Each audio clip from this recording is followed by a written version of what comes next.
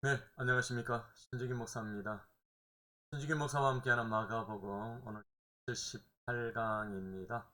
지난주에 이어서 주의 만찬과 성찬에 대한 부분 함께 말씀을 나누고 있습니다. 오늘 두 번째로 입으로 여러분들과 함께 말씀을 보도록 하겠습니다. 지난주에 읽었던 부분 그대로고요. 지난주에 제가 말씀을 드린 그 6월절 만찬의 대략 10가지의 순서, 물론 이제 순서마다 다 히브리 그 명칭들이 있는데 전 그것을 생략을 했습니다. 여기에 굉장히 중요한 것은 네 번의 잔, 네 번의 잔.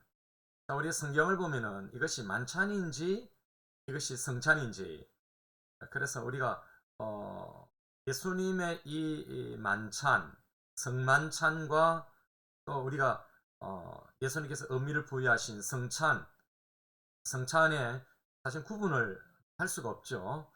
그래서 오늘 저는 이 만찬에서 성찬으로 가는 그런 부분을 가지고 여러분과 함께 10가지를 잠시 간단하게 그렇게 살펴보도록 하겠습니다. 먼저 여러분, 마태복음 26장 17절, 마가복음 14장 12절에 보면은 우리 예수님께서 미리 장소를 알려주지 않습니다. 물 한 동이를 가지고 가는 사람을 따라서 만나서 따라가서 예수님의 말씀을 전달을 하라는 겁니다. 그리고 큰 다락방을 소개받아서 6월절을 준비하라고 그렇게 명하시는 그런 내용이 등장을 하고 있습니다. 마테오와 마가는 이것을 말씀하고 있는데 이것을 잘 여러분들이 한번 또 찾아보시면 도움이 되겠습니다. 그러면은 왜 이렇게 장소를 비밀로 붙였을까? 그 이유가 뭘까? 여러분 아마도 바론 유다에게 장소가 알려지면은 체포의 시기가 앞당겨지겠죠. 물론 이제 몇 시간 앞당겨지는 부분이지만은 이 몇 시간 안에 굉장히 중요한 사건이 있는데 그것은 6월절의 성만찬과 또 성찬을 통한 그의 예수님의 그런 그 교훈을 우리는 배울 수가 없는 것입니다. 그러니까 여러분 장소가 미리 알려졌다면은 이런 성만찬의 그런 놀라운 이 진리, 이 교훈, 예수님의 이 스토리가 빠질 수 있는 것이죠. 그래서 예수님께서는 비밀로 붙였던 것으로 보게 됩니다. 자, 그러면은 이것이 첫 번째고요. 장소에 대한 부분이라고 우리가 첫 번째로 보겠고, 두 번째가 뭐냐면은 고난 받기 전에 제자들과 유월절을 먹기 원하셨다라고 하는 것과 누가복음 22장 15절 16절에 보면은 이런 말씀이 있습니다. 이르시되, 제가 영상으로는 못 띄웠습니다. 이를 못했네요. 내가 이르시되 내가 고난을 받기 전에 너희와 함께 이 유월절 먹기를 원하였노라. 내가 너희에게 이르는 이 유월절이 하나님의 나라에서 이루기까지 다시 먹지 아니하리라. 이렇게 말씀을 그렇게 하셨단 말이죠. 이게 여러분 두 번째의 예수님 10가지 순서 가운데 스토리텔링 가운데 두 번째라고 볼 수 있습니다. 자, 그 다음에 이제 굉장히 중요한 것이 나오는데 바로 여러분 누가복음 22장 17절 이에 잔을 받으사 감사 기도하시고 이르시되 이것을 갖다 너희끼리 나누라. 여러분 이것이 아까 제가 10가지를 말씀드린 지난주 말씀드린 그 첫 번째 먼저 포도주, 이 포도주를 통해서 축사를 한 후에 마신다라고 제가 말씀을 드렸거든요. 여러분 누가는 이것을 좀 자세히 설명을 하고 있죠. 감사 기도를 하시고 그렇게 첫 잔을 너희끼리 나누라. 그렇게 시작을 하고 있는, 이건 여러분 성찬식이 아니라 여러분 이것은 이제 만찬의 모습이다라고 볼 수가 있을 것입니다. 자, 지난주 제가 말씀드린 것처럼 유월절의 그 음식은 어린 양, 무교병, 쓴나물, 하루셋이라고 하는 그 소스라고 했죠. 여기서 찍어 먹는다고 했습니다. 그 다음에 4개의 포도주 잔이 있다라고 말씀을 드렸습니다. 자, 여러분 여기에 굉장히 중요한 것은 포도주 잔이라고 제가 말씀드리지 않았습니까? 이 4가지의 포도주 잔이 의미하는 것이 대단히 중요하죠. 첫 번째, 여러분 그 4번의 포도주 잔의 첫 번째는 무거운 짐 밑에서 빼낸 것에 대한 감사입니다. 그 다음에 여러분 두 번째는 애굽의 노역에서 구원을 받은 것에 대한 감사. 그 다음에 세 번째는 여러분 여러 심판들, 큰 심판들로부터 구원을 받은 것에 대한 감사. 그 다음에 하나님의 백성이 된 것을 감사. 여러분 이것이 포도주 4개의 잔에 실려있고 이 4번의 잔을 마실 때마다 이런 의미들을 부여를 하고 이것을 기억하고 되새김질했다라고 볼 수가 있을 것입니다. 자, 그 다음에 우리가 4번째 바라볼 것은 바로 이제 이게 이제 언약의 피와 관련이 있다라고 볼 수 있습니다. 자, 네 번째 우리가 이제 볼 것은 첫 번째 잔을 나눌 때 제자들 사이에 누가 크냐라고 하는 그런 논쟁이 있었을 것으로 추정이 되어지는데, 여러분 누가복음 22장 24절의 내용이 바로 그 내용이 되겠는데요. 또 그들 사이에 그중 누가 크냐 하는 다툼이 난지라. 이것은 아마도 첫 번째 난을 나눌 때에 이것이 일어났을 것으로 추정이 되어집니다. 그 다음에 여러분 5번째가 세족식을 통하여 섬기는 것을 교훈하십니다. 이것은 요한복음 14장 3절에서 17절의 말씀이지요. 유일하게 세족식의 장면이 등장을 하고 있습니다. 그 다음에 여러분 6번째는 세족식 이후에 즉 식사 도중에 쓴나물과 무교병, 이 하루셋에 찍어 먹는 이런 순간에 두 번째 잔을 이용하셨을 것이다.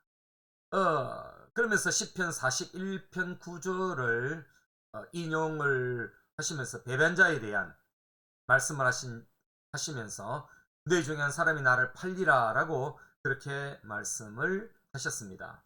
이건 마태복음 26장 또 마가복음 14장 17절에서 18절에 나오는 내용이 있습니다. 그 다음에 7번째는 제자들이 나는 아니지요 라고 할 때 나와 함께 그 그릇에 손을 넣는 그가 나를 팔리라 라고 말씀하시는데, 마태복음 26장 23절 또 마가복음 14장 19절에서 21절에 나타나는 내용입니다. 자신은 기록된 대로 가지만은 가룟 유다는 차라리 나지 아니었으면 좋았을 뻔했다라고 우리 예수님께서는 그렇게 말씀을 남기십니다.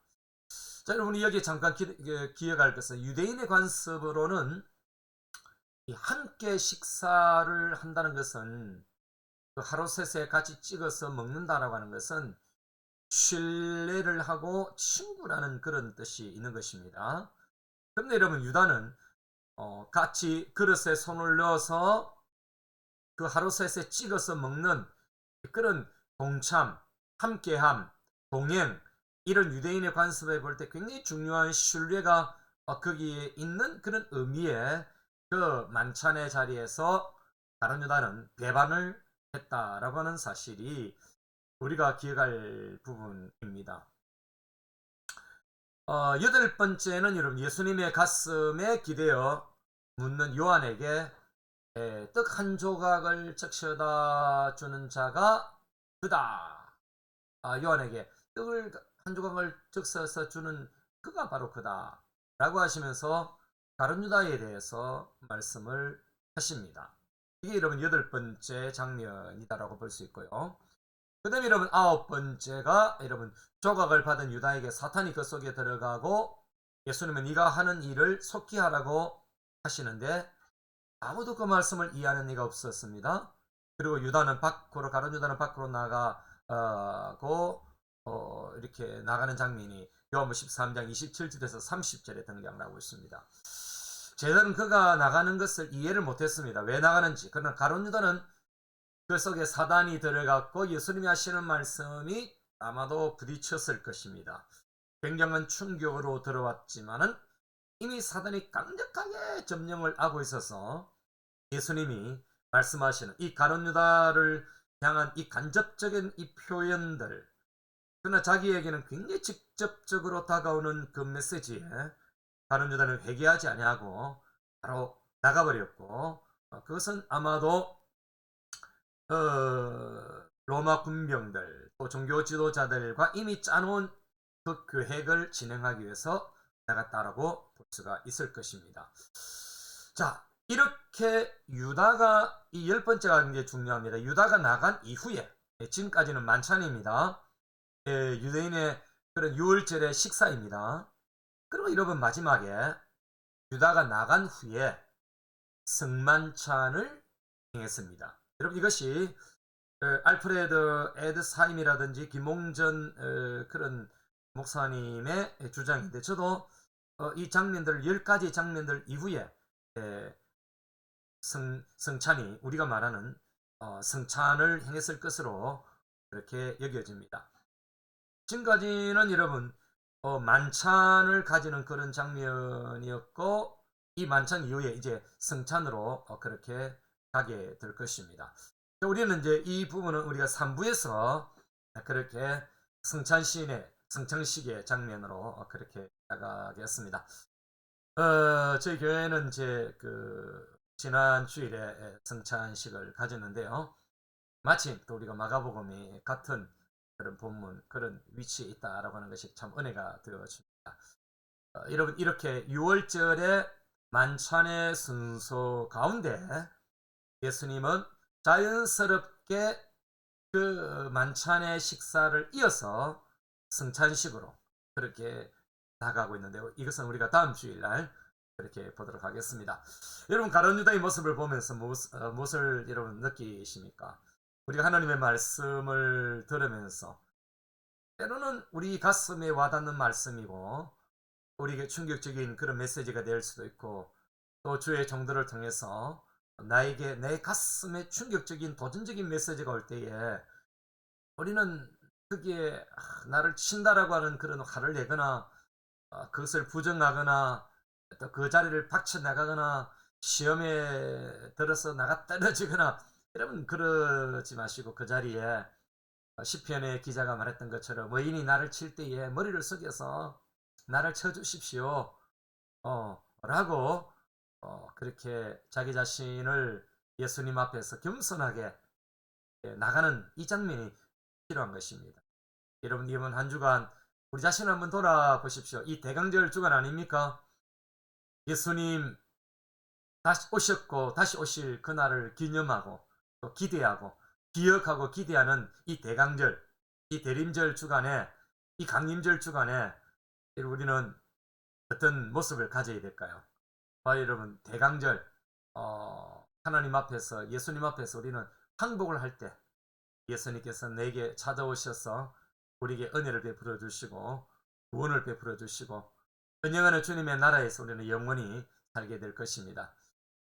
이번 한 주간, 이 대강절 한 주간 예수님께 항복하시고 예수님을 받아들이시는 여러분들이 예수님과 함께 동행하고 행복한 하루하루가 되시기를 주님의 이름으로 축원합니다. 감사합니다.